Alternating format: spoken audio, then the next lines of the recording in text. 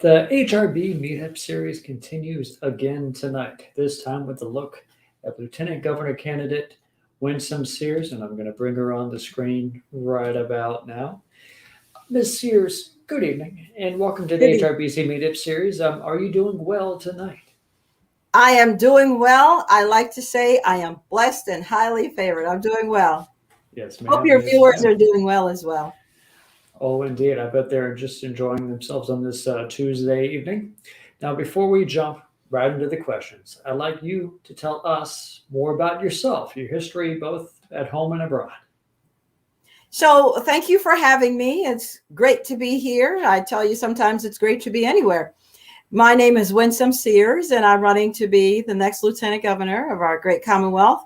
My father is where my story begins because my father was allowed to enter America in 1963. As a matter of fact, it was August 11th of 1963. That was just 17 days before Martin Luther King Jr. gave his I Have a Dream speech. And so I said to my father, "Why would you come then? It was a bad time for us." And he said, "Because this is where the jobs were." And I said, "Yeah, but you came at the height of the civil rights movement." And he said, "Well, this is where the opportunities were."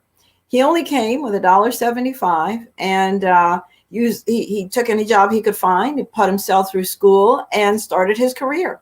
And so now he's comfortably retired. And I say that to say education lifted my father out of poverty. Education lifted me out of poverty because I have to find my own way in this world. Education will lift us all. And unfortunately, I don't see that happening. And that's one reason why I'm running, because, it is time for us to really get generational wealth going. And so hopefully we can do that. Excellent, excellent. So, are you ready to answer questions that we believe will be important to Hampton Roads voters? Let's start. All right. So, the first one, I think you touched on it slightly there in the intro, but why are you really interested in becoming Virginia's lieutenant governor, and what do you understand the role of it to be? Well, I want to be lieutenant governor because of the education aspect. It's why I'm running. There are other issues, and we can talk about that. But number one is education, because without an education, you're going nowhere and you're going to get there very fast. We know because, well, I used to be on the State Board of Education. I was elected vice president of it. And what we know is when we look at the NAEP scores, National Assessment of Educational Proficiency, we find that by the 8th grade, children in Virginia, 45% of white children are failing math, 35% of Asian children, 70% of Latino children. And this number brought tears to my eyes, and I had to call a colleague to confirm because I'm not on the board and I haven't been for 6 years now. 84% of Black children, by the time they reach 8th grade, can't do math. And 85% of them are functionally illiterate. And indeed, we know, even the NAACP has said that the school to prison pipeline has already started. Because if you're not on grade level by the time you're in the 8th grade, it's not going to end well. And by the way, these children, they almost never catch up. And so we have got to do something about it. And I'm the one to do it. I have talked to enough parents, Black, Asian, etc. What they want is to be able to send their child to any school that they want. They tell me that the real racism is when you can't send your child to any school that you want, because if you're rich, you don't want your child to go to the school system that you've moved into, you have options. But when you're poor, you don't. You're stuck in a failing school. Now, Well, I didn't answer the second part of your question. Yeah, it's about the role of the lieutenant governorship and just what you understand it to be. So, the Constitution tells us what the role of the lieutenant governor is, and, that I am second in charge and that I preside over the Senate. As you know, I'm not part of the Senate club. There are senators, it's their Senate. I'm the president of it. Of course, necessarily, I am the tie-breaking vote, and this current lieutenant governor has already been breaking ties. And in fact, it was a Republican lieutenant governor why we have some semblance of a school choice, because there's a school, for example, in Petersburg, and that school, the population is fully Black population. If that scholarship goes away, which the Democrats have threatened, then that school goes away and the children go back to a failing school. There are schools in Richmond that fully Black population that the parents have opted them out of into this new school system, and they're doing very well. They're thriving. If they're out of that school, if the scholarship goes away, the kids go back to a failing school. So I see my role, again, it's all about education. And then, of course, the lieutenant governor has to be able to step in when it comes to, being governor. You have to be ready for that. Now, before I go to my next question, I want to put a comment up on the screen from who happens to be another candidate in the 91st, Charles West. Stop rendering our children victim to mismanagement. So now I'm on to the next question. In order to create a culture of inclusion within state government, what strategies would you use to boost diversity and inclusion initiatives, thereby promoting opportunities for all residents in employment, business, and services? Well, just by being there, I think that people will look at me, and I hope children will look at me and say, well, if Winsome is there, then I can be there, because I didn't do anything special except stay in school and study. And everywhere I go and I meet the kids and the young people, I say, you can do what I'm doing, because remember now, I'm not even first generation American. I am still the immigrant. My father brought me to America when I was 6. And now here I am running for the second highest office in the land.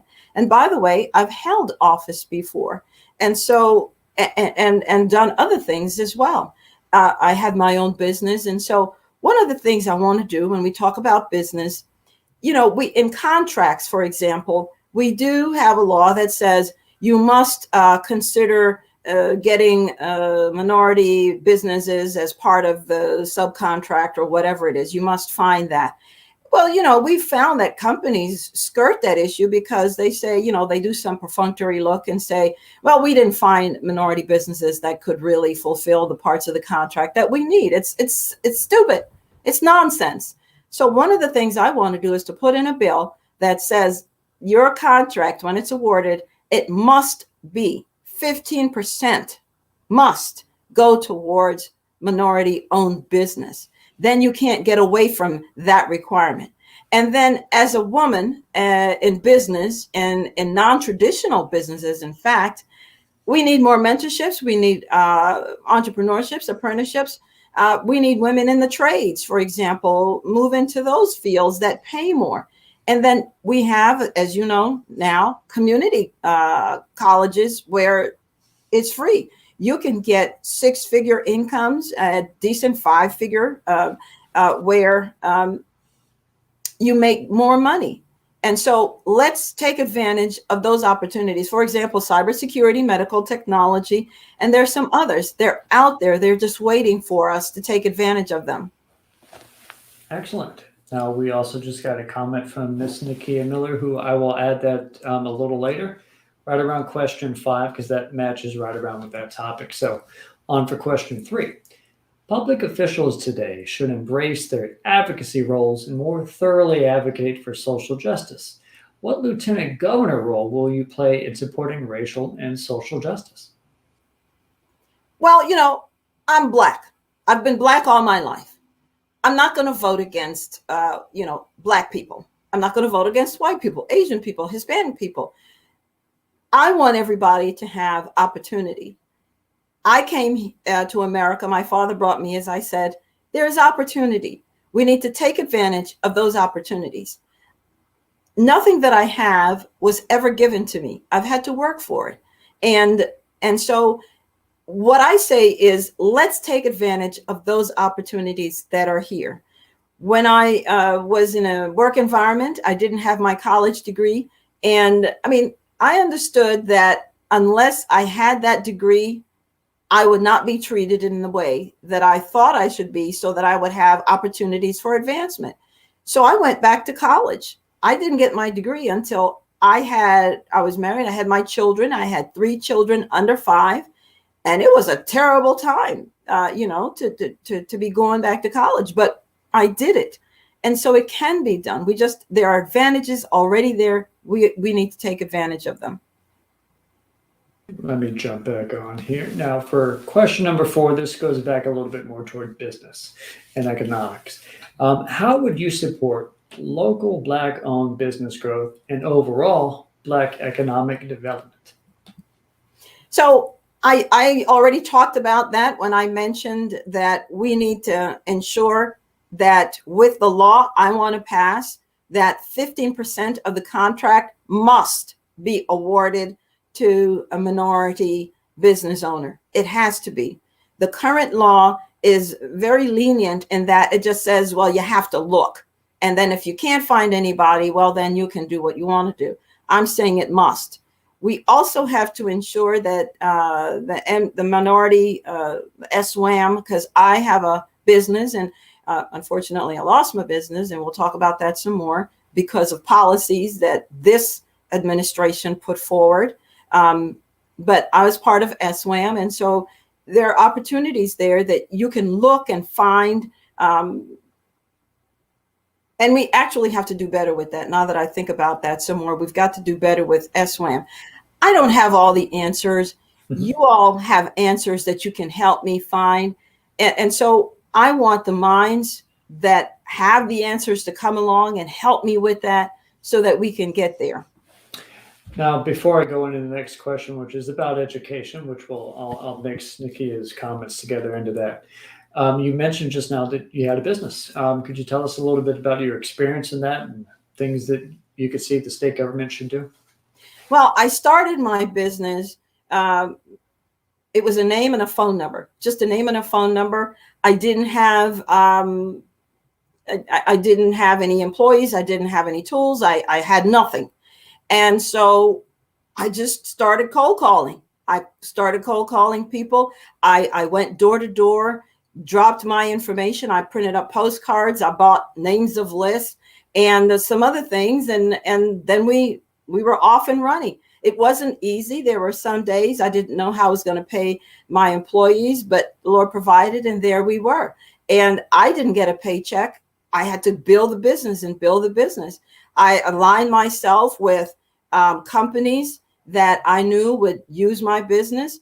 I went into programs. I used the Small Business Association that's located in just about every community college. I picked their brains and they helped me. And I didn't get any special treatment because I'm Black or a woman or anything. I just kept working hard. And I also joined like the Chamber of Commerce.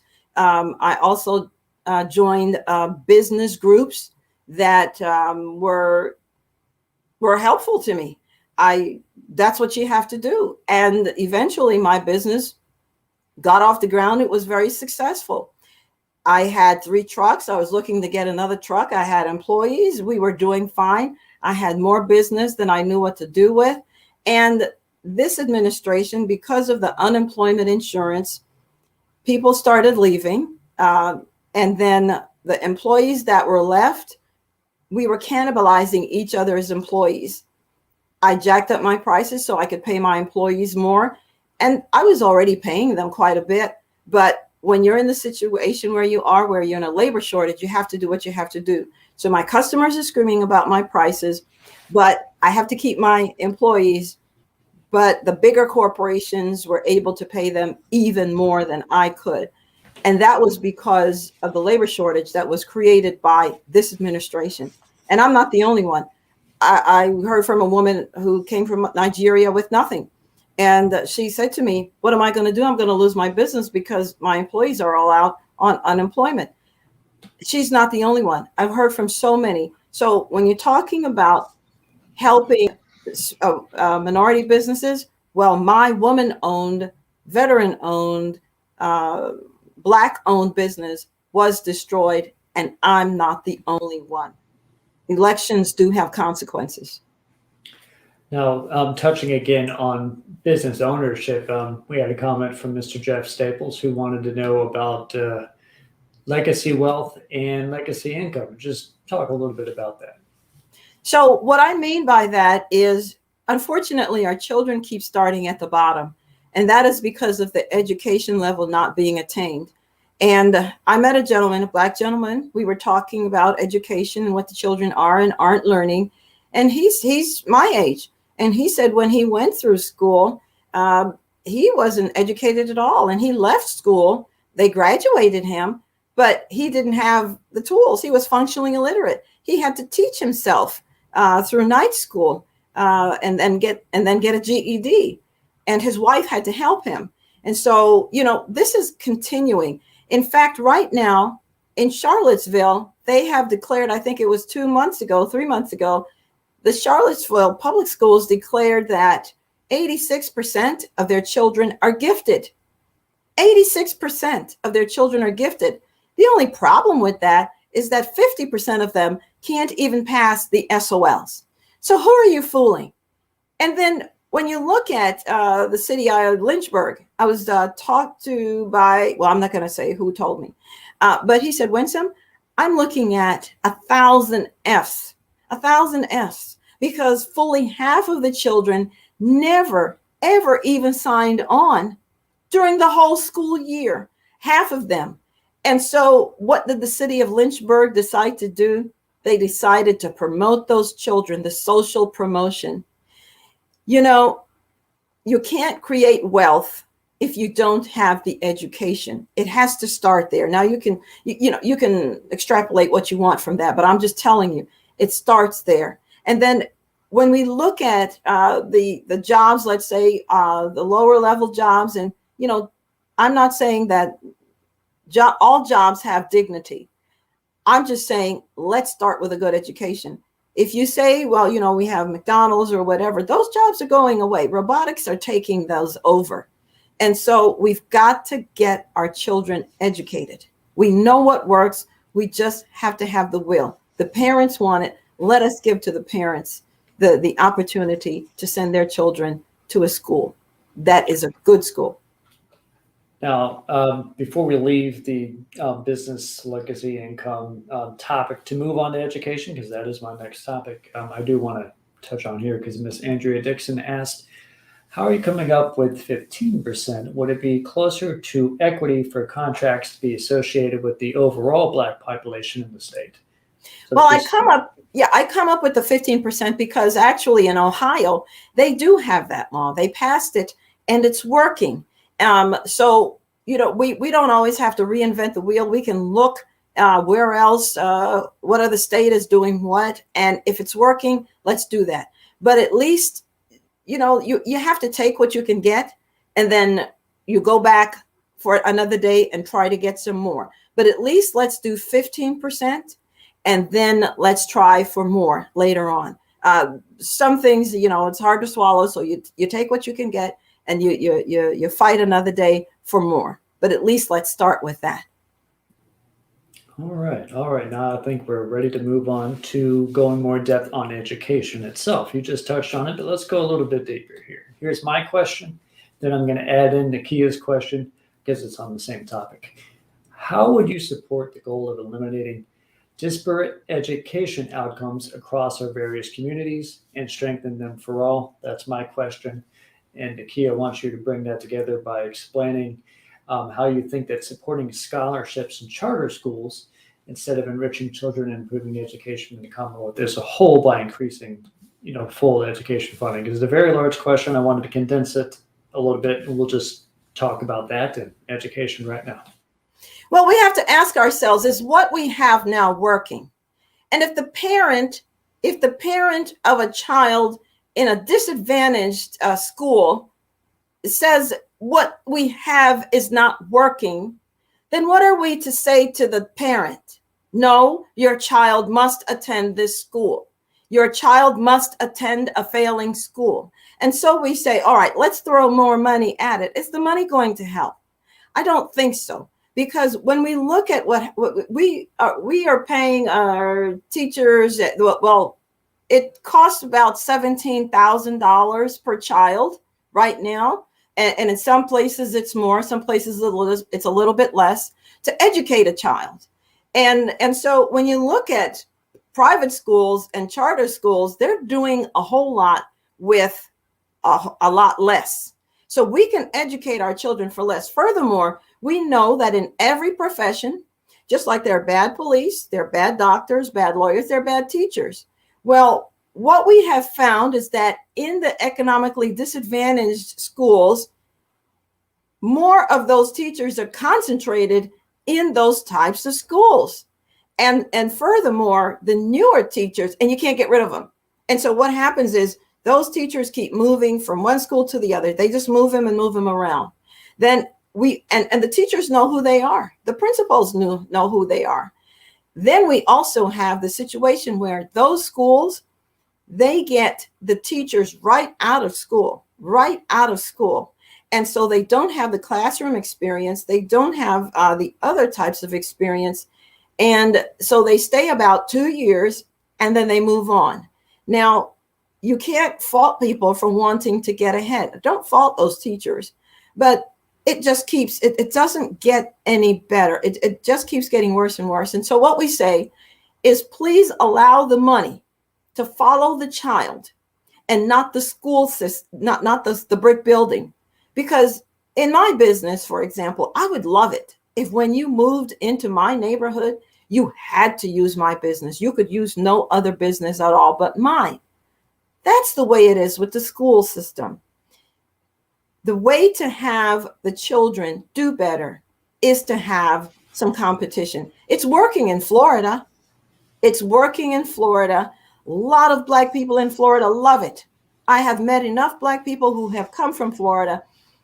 They want that here, and they wonder, why don't we have it? In North Carolina, charter schools, there's about 180, if I'm not mistaken. In Maryland, there's 140.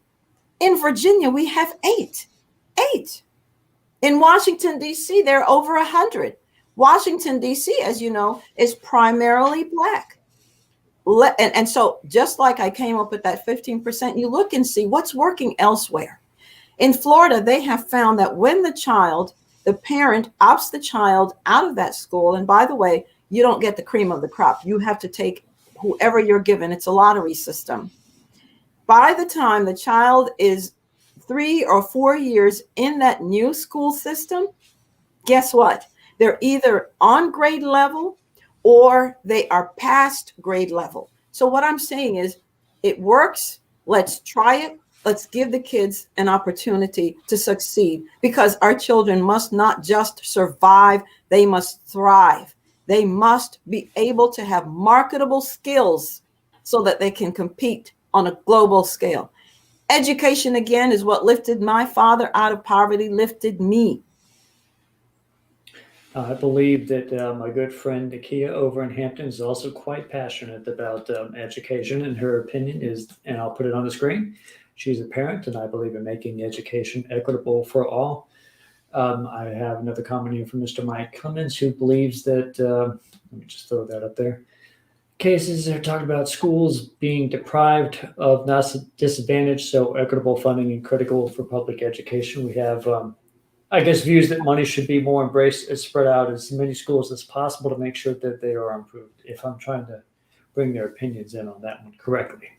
Well, now, I don't know. When I've been knocking on doors in neighborhoods, in public housing, in other areas, and the parents are telling me, we want to have school choice. What do I say to them? No, your child must stay in that school. Your child must stay in that school. We'll just give you more money. I can't see that. I can't tell a parent that. That, I guess I would follow up again with another comment just now by Miss Andrea. Is just, how do you reform what would be known as the bad schools? If such, I don't want to call schools bad overall, but less performing schools. How do we improve that? Well, as I said, competition helps. When I was on the school board, another thing that we did was we closed bad schools. The children are not learning. 5 years, and in 5 years, the children are shown to be not learning. Something is wrong. And so we would close those schools, and then we would have other schools where they would have an opportunity to choose. Some of them went to charter schools. Some of them went to other schools. We know that we need to be able, for example, to fire bad teachers.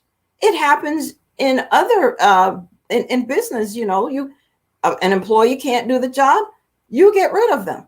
You run with the employees that are good. It's just like everything else. I know that in Florida they have Saturday school. It's working there. I know that in Florida they also have tutoring, after school tutoring. It's written in their contracts. And there are some other things. But I can tell you now that you can go right now and talk to a principal and ask them, who are the bad teachers? They know.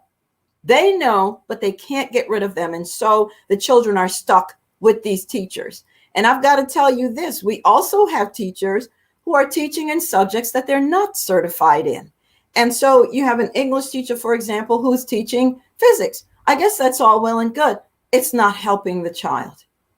We have to understand this is the future of the child we're talking about. They don't get do-overs. And by the way, we have found that when the children graduate from school, what we found is that if they go to college, then that first year, 70% of them spend that first year in remedial education, learning what they should have learned in high school. And then we've already talked about what's still happening currently. We still have social promotion. I just showed you that in Charlottesville, it's happening. It's happening in the city of Lynchburg. It's happening everywhere. Something's got to change because the children are not learning. I could definitely tell by reading all these comments, which are fast and coming in, that education is definitely important for all the viewers tonight. So I definitely want to bring that up in the sense that if after the show tonight you have a little bit of time to just come back on and answer one-on-one to these comments, that might be now here's something that we must honor those teachers that are doing well. There are teachers, we know of teachers in our own lives where you can say, if it weren't for Mrs. So-and-so or Mr. So-and-so, we wouldn't have gotten where we are. We need to honor those teachers and pay them more. And as a matter of fact, we want to do that. We want to ensure that those teachers who are going above and beyond, why can't we pay them more? Do you know we can't? The contracts say that you can't. Everybody has to be paid this or that. It doesn't make any sense. And here's another thing. Our teachers are unfortunately using their own funds to fund resources for their classroom. It shouldn't be. We ought to pay teachers enough money, and then we ought to provide the resources for the classroom. And we don't even really have to raise taxes to do that, because most of the money is unfortunately in higher administration. It's up, in the higher levels. It needs to come down into the classroom so that it can serve the children and the teachers better. All right. Now, before I move on to my next question, which will be about the relationships of state governments and the schools and the community itself, if I recall recently that the average pay for teachers in Virginia is actually relatively low compared to the nation at hand. So you just touched on raising pay for teachers. Is that something you would actively want to try to support? Yes, absolutely. It's just like any other profession. If you do well, you ought to get paid more. If you're performing higher than others, you ought to be able to be paid more. That's how it works in business. It should work in the teaching profession. It works everywhere else. All right. Now I want to go on to this topic, which sort of blends state government and schooling and the community itself. How would you want to build relationships with the state government and school and the wider community at hand to make everything more copacetic? Can you give me an example of what it is that you're asking? I'm not sure what you're asking. How, for instance, you can tell from these comments that we care a lot about. I can't actually see the comments. Oh, okay. Yeah, they're as I'm monitoring this, there's just comment, and I like that. I hope you guys all keep commenting here. But education is very big on their minds, but they have it's sort of like a distrust, you might say, of politicians and government funding mechanisms. So how do we sort of make us like it better, if that makes sense? What could your role be in being more transparent and optimistic in such a way that they suddenly like the state government again. So If I your made it question, sound better. I yeah, don't know if I I'm did. not sure what that question is asking. There's a funding formula that you have to balance with Northern Virginia, with Hampton Roads, with the rural areas, and it's very hard to put it together. It's called the composite index, and so I'm not sure what the question is asking. That's not something the lieutenant governor would have any role in. That's fair. Yeah, so I'm really not sure what the question is asking. All right, so let's move on to question 7. This is kind of long, but bear with me. Many Americans are willing to accept major racial prejudices, privileges, and disparities confronting our nation, but many others welcome concrete advice on what government should do. So, in order to fill that last one's need, what race relations actions would you take to increase momentum and make us all one Virginia in the 21st century? Well, I am the Republican nominee for lieutenant governor. I am a Black woman running for lieutenant governor in Virginia. Think about that. I am an immigrant. I came from another country, another culture, and here I am running for lieutenant governor. I think that says something about America as a whole. I am a business owner. I'm a business owner. I started my business, was a very successful business until, this administration decided to make different choices. In fact, my business was thriving even through COVID because it was deemed an essential business. I know people who lost their business because this government said they were not essential. And bam, they were gone. I want folks to understand that we can all live together. Everything that I've had, I worked for it. I wasn't given anything. I joined organizations that I thought would be helpful to me.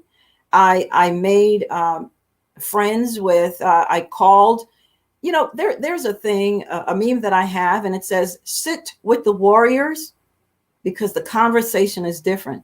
I found like-minded people and I asked them to mentor me. I asked them to help me.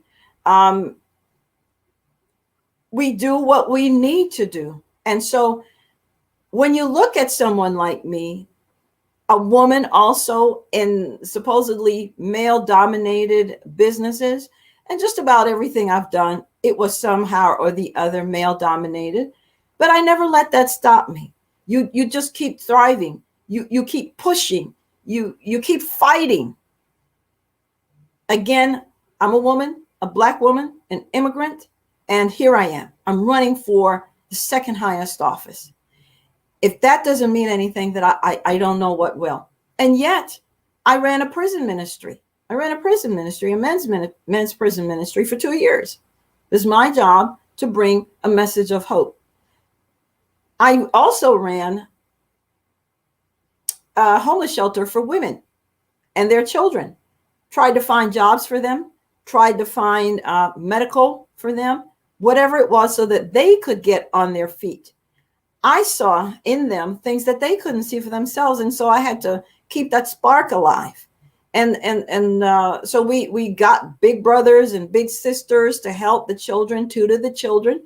I mean, we know how to do this. It's not that difficult. We can do it.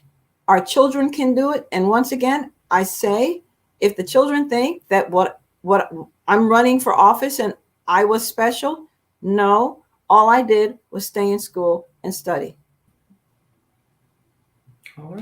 All right. Now, you had been a delegate. You have worked in Richmond in the state government before, and you're a business owner. And you've lived amongst the community for many, many years. So if you blend all that together, what fresh ideas might you have on improving state government relationships with the citizens? So for me, the reason why I ever got into politics anyway, I never thought that I would be the candidate. I always thought that I would be maybe the campaign manager or the person behind the candidate. I would write the speeches. I would go knock on doors and help, whatever. I would organizationally help the candidate. But you see, nobody ever knocked on my door because I'm Black. And so the Democrats, I guess, assumed that they already had me, didn't ask me for my opinions. And Republicans didn't come because I guess they figured it would take so many election cycles to win me. And so nobody asked me for my opinion. When I look at a white person, I don't know if they're Democrat, Republican, Green Party, Reform Party, Libertarian. I don't know what they are. And so, you have to ask them for the vote. But people look at someone like me and they assume, I don't want that for us. I want us to have true political power. Now, we talk about the relationship between, let's say, the politician and the electorate. That's why I ran. I wanted to show true servant leadership. So one of the things that I did, I had office hours. I wanted the people to just come, shoot the breeze. I had office hours twice a week. Nobody ever came. So I went back and knocked on doors again. I wanted to meet the people. I wanted them to understand that the power that I have comes from them, of the people, by the people, for the people. It means something. And they would almost, just about everybody would say, why are you here? You already won the election. That's terrible. That's absolutely terrible that they don't see their elected officials until it's election time again. But anyway, I met this group. It was a Black community, and they were elderly, Black community land homeowners. Their homes were being taken by eminent domain, and they weren't going to get a lot of money to live on. Where were they going to move to with the little bit of money that they were given? So I spoke to the university president who was trying to take their homes. I spoke to their attorney, went back and talked to the people, and the people called me and said, Delegate Sears, I'm going to get more money than if you hadn't come. Now, suppose I hadn't come. What? They were going to get thousands of dollars, thousands. Why didn't they know that they could call on me for redress to protect them from their government? Why didn't they know that? That's what I'm talking about. Here's another thing, talking about transparency. I paid for one teacher from each of my schools and one neighborhood leader from each of my neighborhoods to come to Richmond and shadow me for 2 days. I paid for their meals, their mileage, and their hotels. And they loved it. When I was on the floor of the House, they were on the floor of the House. They were listening to the banter back and forth and the laws being passed or rejected. When any advocacy group came to my office, they were in my office and they would ask the questions of the groups. Why do you want her to vote this way? Why do you want her to vote that way? They would ask the questions. They would go to meetings with me. If I ate, they ate. If I didn't eat, they didn't eat. And then they would go home and another group of two would come.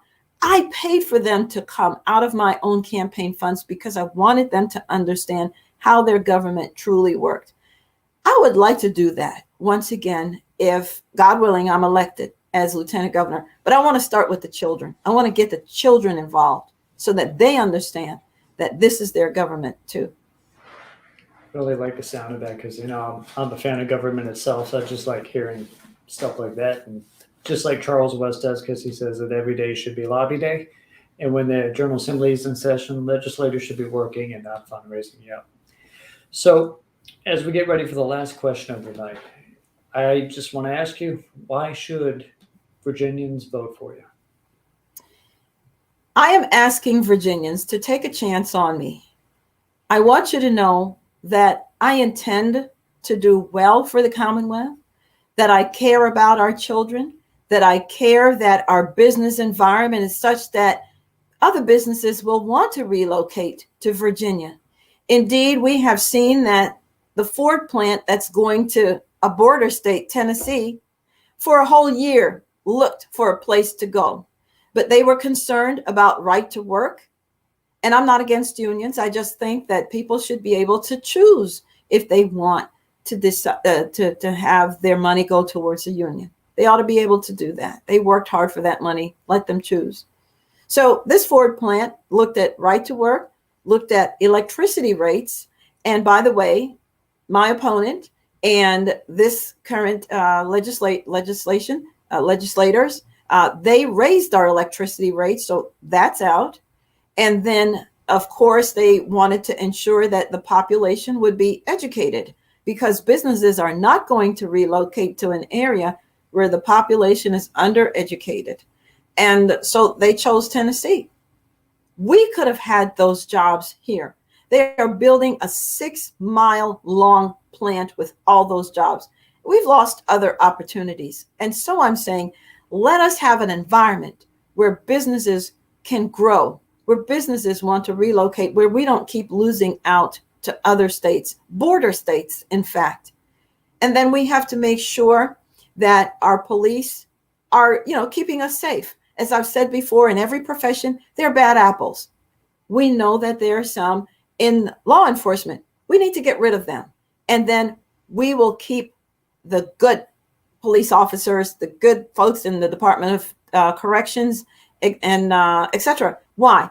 Because we need our police. When we need help, if we're being assaulted, we're calling the police. If our cars are stolen, we're calling the police. So we get rid of the bad apples. We get training. We get reciprocal agreements with other states so that we know who is coming and applying for these positions. If you're a bad apple in that state, we don't want you here. We need to open substations in our communities again, because we need our children to want to be police officers. There was a time when police officers were mentors to our children, especially if there was not a father in the home. And so we need them to get out of their cars and be on the beat.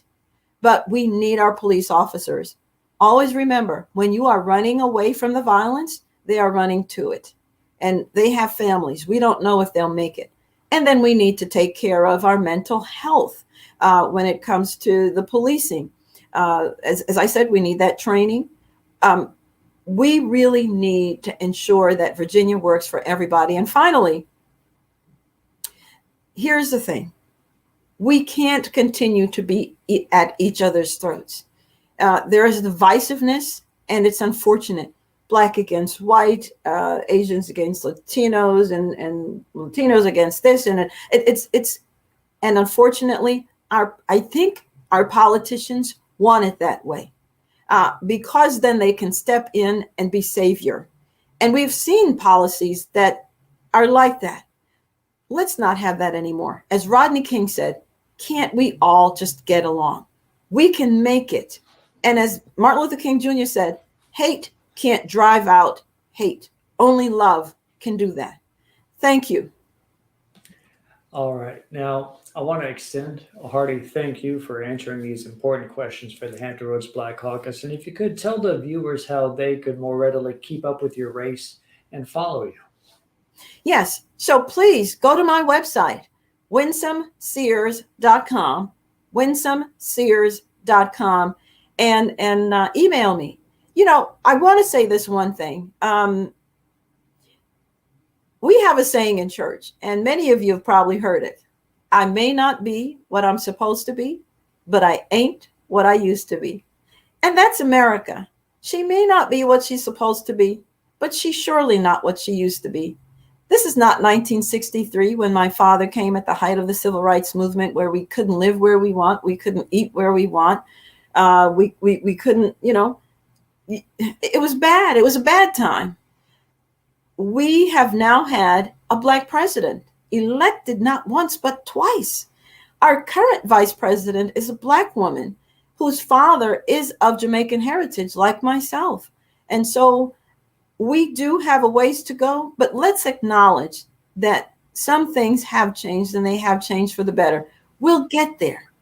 We'll bring everybody with us. We'll get there. Thank you again, Delegate Sears, for coming on this HRBC meetup, and I wish you have a great night tonight, and we'll see you around. Thank you. Thank you, everybody. Have a good night. I look forward to hearing from you, and please vote for me so that we can have change. Thank you. Yes, ma'am. Have a great one. All right, everybody. That, ladies and gentlemen, was former Virginia Delegate Winsome Sears. She was our guest on the HRBC meetup series. I definitely want you all to catch up on our next shows. They happen to be tomorrow evening, featuring candidate for Norfolk Commissioner of the Revenue, Nicole Sanders, and Virginia Delegate candidate, Deanna Stanton. This has been Conrad Chisholm in Virginia Beach. We will catch you next time tomorrow night.